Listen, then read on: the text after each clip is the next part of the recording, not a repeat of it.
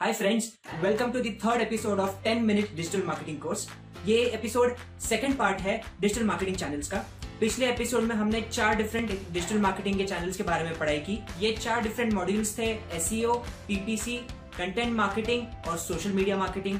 इस एपिसोड में हम और 4 डिफरेंट डिजिटल मार्केटिंग के चैनल्स के बारे में जानेंगे। पिछले एपिसोड में हमने एक एग्जांपल लिया था। हमने गूगल के ऊपर लिखा था हेडफोन्स इन इंडिया, जिसके बाद हमें करोड़ों लिस्टिंग्स आई थी हेडफोन्स के बारे में। ऊपर हमें पीपीसी के काफी सारे एड्स दिखे थे और उसके बाद नीचे बहुत सारी लिस्टिंग्स थी। हमने एक लिस्टिंग पे क्लिक किया था और लिस्टिंग पे क्लिक करने के बाद हम चले गए थे एक वेबसाइट पे, जहाँ पे हमने हजारों हेडफोन्स के बारे में जाना। हमने 3 या 4 हेडफोन्स को हमने शॉर्टलिस्ट किया, क्योंकि 2 दिन का डिले हो गया था बाय करने में, तो हमें काफी सारे नोटिफिकेशंस आ गए थे, ईमेल्स आ गए थे, हमें फेसबुक के ऊपर एड्स भी आ गई थी। 2 दिन के बाद फाइनली हमने सारे रिव्यूज पढ़े हमारे शॉर्टलिस्ट किए हुए हेडफोन्स के, और उसमें से एक हेडफोन्स को हमने खरीदा। तो चलिए इसके आगे हम जानते हैं बाकी डिजिटल मार्केटिंग के चैनल्स के बारे में। Next channel, email marketing. जैसा नाम वैसा काम। बहुत सारी कंपनियां आपको ईमेल करती है ताकि वो आपसे कंटिन्यूसली टच में रह सके, आपको नए नए प्रोडक्ट्स के बारे में बता सके। और हमारे केस में जब हमने कुछ दिनों तक प्रोडक्ट नहीं खरीदा था, तब एक ऑफर भी दिया था उन्होंने, वो भी ईमेल के जरिए। ईमेल मार्केटिंग डिजिटल का सबसे पुराना तरीका है कस्टमर जीतने का। ये सिलसिला चालू हुआ था 1990 में, जब हमारे पास नए नए ईमेल बनना चालू हुए थे। बस तब से चालू हो गया प्रोसेस आपसे ईमेल मांगने का। ईमेल मार्केटिंग के फायदे बहुत सारे हैं। फायदा नंबर 1, पर्सनलाइज्ड कंटेंट। पिछले कुछ सालों में टेक्नोलॉजी में बहुत ज्यादा एडवांसमेंट हुई है। जब आप कोई वेबसाइट से जुड़ते हैं, उनसे कुछ खरीदते हैं, उस वेबसाइट को काफी सारी चीजें पता चल जाती है आपके बारे में। इन सारी चीजों का वो फायदा उठाती है और आपको लिखती है एक बहुत सुंदर सा ईमेल, जहाँ पे अगर आपने पहले कुछ खरीदा हो तो उसके हिसाब से आपको फ्यूचर एक ऑफर दे देगी, या फिर नए प्रोडक्ट्स या नए ऑफर्स आपको आपके इंटरेस्ट के हिसाब से दिखाती है। क्योंकि ये सारे ईमेल्स आपसे बहुत ज्यादा रिलेवेंट होते हैं, तो ब्रांड की क्रेडिबिलिटी भी बढ़ती है और आपका फ्यूचर परचेज उनके पास ही होता है। फायदा नंबर 2, टारगेटेड ईमेल्स। कंपनियां जानती है कि आप एक्टिव कस्टमर हो या इनएक्टिव कस्टमर हो, रेलेवेंट हो या इररेलेवेंट हो। कंपनियां उन्हीं कस्टमर्स को ईमेल भेजती है जो उनके लिए रेलेवेंट होती है, जिससे उनके बहुत सारे पैसे बच जाते हैं और वही कस्टमर्स मिलते हैं जो खरीदने वाले होते हैं वो प्रोडक्ट को। नेक्स्ट चैनल है ऑनलाइन रेपुटेशन मैनेजमेंट।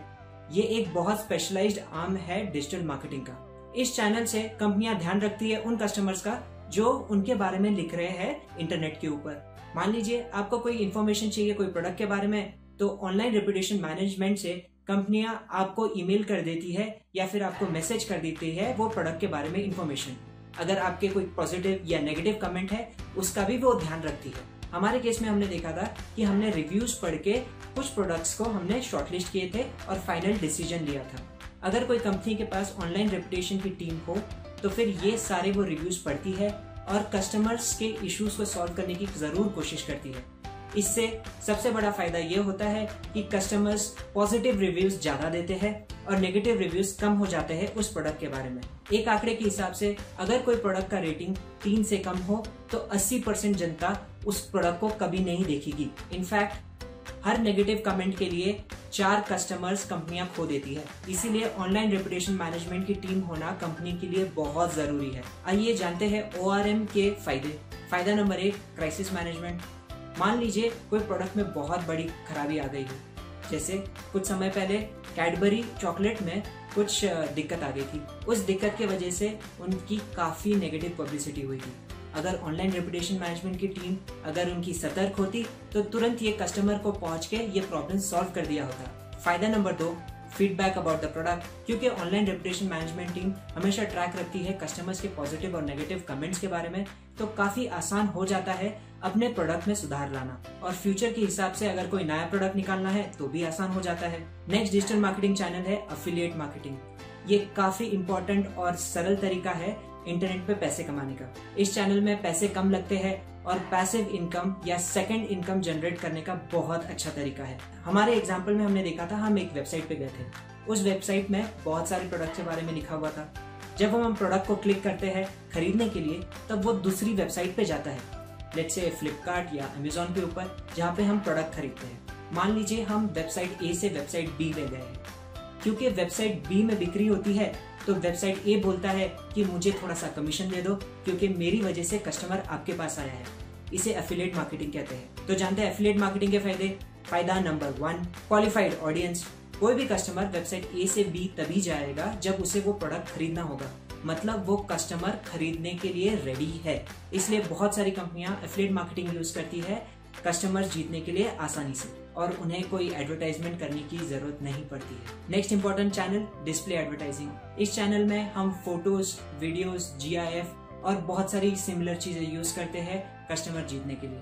हमारे एग्जाम्पल में हमने देखा, जब हम वेबसाइट देख रहे थे तब आजू बाजू बहुत सारे अलग प्रोडक्ट्स के बैनर्स हमें दिख रहे थे या फिर बहुत सारी एडवर्टाइजमेंट हमें दिख रही थी। ये डिस्प्ले एडवर्टाइजमेंट का तरीका है, क्योंकि इस तकनीक से हम प्रोडक्ट को देख सकते हैं फोटो या वीडियो से, तो हमारा ध्यान आकर्षित बहुत जल्दी हो जाता है। इस तकनीक से हम काफी आसानी से दूसरे प्रोडक्ट्स भी बेच सकते हैं और रिलेटेड प्रोडक्ट्स भी बेच सकते हैं कस्टमर को।